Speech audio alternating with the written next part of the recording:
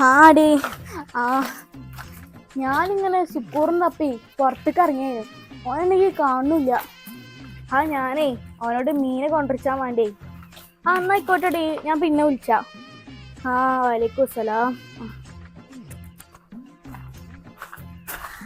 എടാ സുക്കൂറ് എവിടെയായിരുന്നു? ഞാൻ ഇന്ന് തപ്പി ഇറങ്ങിയതാണ്. അങ്ങാടി പോയി കുറച്ച് മീൻ കൊടുന്നാ. മീനോ? ഞാൻ കൊണ്ടുവന്നില്ല.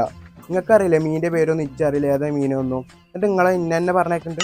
ജയ് മീൻ മാർക്കറ്റിൽ പോയിക്കാണ്ടേ കാക്ക 1 കിലോ മത്തി എന്ന് പറഞ്ഞാൽ മതി, ഓലെടുത്ത് തന്നോളൂ. മത്തിയോ? അതിന് മത്തി ഏതാന്ന് നിനക്കറിയില്ലല്ലോ. എടാ ചങ്ങായി മത്തി എന്ന് പറഞ്ഞാ മതി, ഞാൻ പോയി വാ. ഞാൻ കൊണ്ടുവരാം. മത്തി തന്നെ വേണം, അല്ലെങ്കിൽ ഉണ്ടല്ലോ ഞാൻ പിന്നെ തന്നെ പറഞ്ഞേക്കും. മത്തി മത്തി മത്തി മത്തി. A few moments later.